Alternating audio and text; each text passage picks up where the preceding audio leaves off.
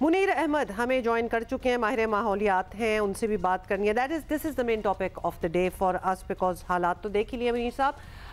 Monsoon की बारिशें जो हैं वो पहले भी होती थी, कोई ऐसी बात नहीं है, दरियाओं में सैलाब पहले भी आते थे, लेकिन इस बार और पिछले कुछ सालों से नुकसानात जो हैं वो बहुत बढ़ गए हैं। तो क्या ऐसे नुकसानात का पहले से अंदाज़ा था कि इस साल इतनी बारिश होगी कि ये सब कुछ होगा? ऐसे नुकसानात का वैसे हमें बिल्कुल भी अंदाज़ा नहीं था। हमारा पिछला जो हमारा मॉनसून का ट्रेंड था उसको देखते हुए हम ये सोच रहे थे कि ये शदीद होगा, लेकिन इतनी क्लाउड बर्स्टिंग होगी और इतना सैलाब आएगा और उसके इतना शाखसाना होगा, वो हमने कभी सोचा नहीं था इससे पहले। और शायद चूँकि हमने सोचा नहीं था तो उस तरह के फिर हमने इक़दाम भी नहीं किए। और ये हालांकि ये एक पैटर्न बन चुका है 2010 के सैलाब जो है, उसके बाद हमें इसके बारे में सोचना चाहिए था कि कोई बहुत ज़्यादा आफत भी आ सकती है। मॉनसून जो है, जैसे कि जर्मन इंस्टीट्यूट ने इससे पहले हमें वार्न भी किया हुआ है, पाकिस्तान को सर फहरिस्त करार दिया है क्लाइमेट वल्नरेबिलिटी के हवाले से। तो लेकिन इसके बावजूद भी हम कोई बहुत ज़्यादा जागे नहीं हैं और हमने कोई बहुत ज़्यादा इसके बारे में सोचा भी नहीं और कुछ ज़्यादा इक़दामात भी नहीं किए। हमारे प्रिपेयर्डनेस जो है वो भी कोई बहुत ज़्यादा ठीक नहीं है। तो जब आपकी प्रिपेयर्डनेस ना हो, आवाम इसके लिए तैयार ना हो, तो जाहिर है कि इस तरह के नुकसानात जो इस वक्त हो चुके हैं वो फिर देखने को मिलते हैं। सर ये बताइए कि ग्लेशियर्स पिघलने, बारिशों के बायस दरियाओं में पानी बढ़ने से ज़ाहिर है जो सैलाब आते थे वो तो किसी हद तक पता नहीं कंट्रोल हो सकते थे, नहीं हो सकते थे। ये जो क्लाउड बर्स्ट है, ये एक टर्मिनोलॉजी है जिसके पीछे हम छुप रहे हैं, या एक्चुअली ये तमाम सूरत हाल हम क्लाउड बर्स्ट की वजह से देख रहे हैं? इसकी कोई पेशगोई हो सकती है? इससे कैसे बचा जा सकता है? कोई इलाकों का तयन हो सकता है कि हाँ जी यहाँ क्लाउड बर्स्ट के ज़्यादा चांसेस हैं? क्या करें?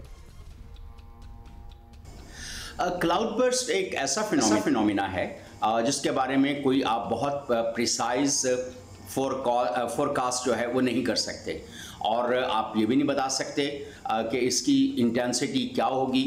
ये एकदम कहीं भी क्लाउड बर्स्ट हो सकता है और उसकी इंटेंसिटी जो है वो सडन है, और इसके बारे में हम कोई बहुत ज़्यादा इसके ऊपर तहकीकात अभी तहकीक नहीं हो पाई है। लेकिन फिर भी जो दुनिया के साइंसदान हैं वो इस बात की कोशिश कर रहे हैं कि एआई का इस्तेमाल करते हुए कोई ऐसा एल्गोरिदम जो है वो डेवलप करें जिससे ये प्रिसाइजली पता चलाया जा सके।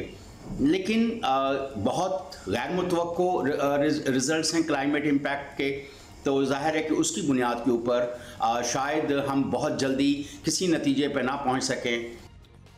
ये भी बताएं कि इमीडिएटली तो नेचुरली रेस्क्यू का ही अमल है वो होना चाहिए और वो हो भी रहा है। एनडीएमए अपना काम कर रही है, लेकिन माहौलियाती तब्दीली से निपटने के लिए लॉन्ग टर्म प्लानिंग बहुत ज़रूरी है। इनफैक्ट बहुत ज़्यादा कंसंट्रेशन जो है इसी काम पे ही होनी चाहिए। तो क्या करना होगा आवाम को, हुकूमतों को, कहाँ से शुरू करें?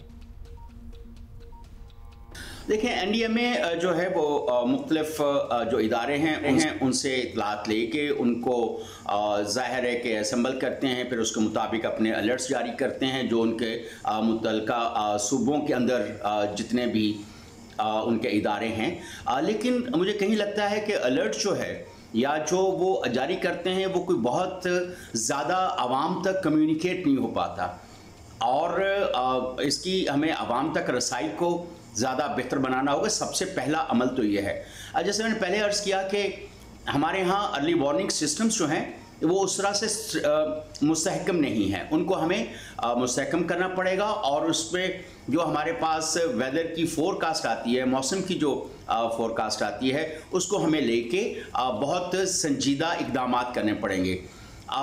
हमने जब नेशनल डिज़ास्टर मैनेजमेंट अथॉरिटी बनी थी तो इसका सूबाई सतह पे भी एक फ्रेमवर्क था, और ये कहा जा रहा था कि ये ज़िली सतह पे और तहसील की सतह पे और यूनियन काउंसिल की सतह तक इसका एक मैकेनिज्म बनेगा। लोकल गवर्नेंस की अदम मौजूदगी में हम देखते हैं कि अभी तक ये डेवलप नहीं हो पाया। और फिर जो हमारे रेस्क्यू के इदारे हैं वो भी कोई बहुत ज़्यादा मुस्तहकम नहीं है, और जो उन्होंने जो इक़दामात लेने हैं वो नहीं ले पाते हैं। नतीजा ये होता है कि बहुत ज़्यादा तबाही होती है। शुक्रिया आपका सर। बहुत बड़ी अच्छी आपने मुनीर अहमद साहब, thank you so much for being with us. आपने जो बात की है ना कि हमारी जो वार्निंग्स होती हैं, जो आवाम तक भी हम बताना चाहते हैं कि जी ये होने वाला है या उस इलाके में न जाएं, वो पहुंचती नहीं है वहाँ। तो this is a problem.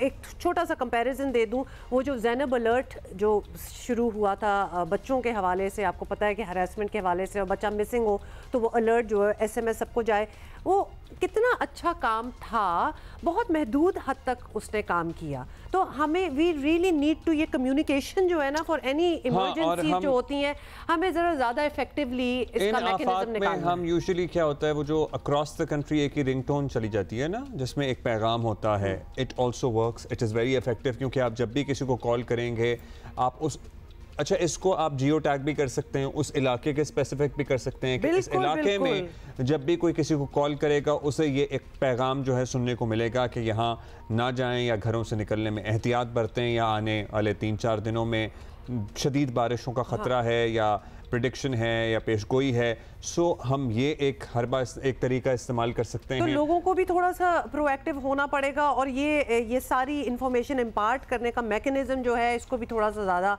मौसर effective बनाना पड़ेगा। बिकॉज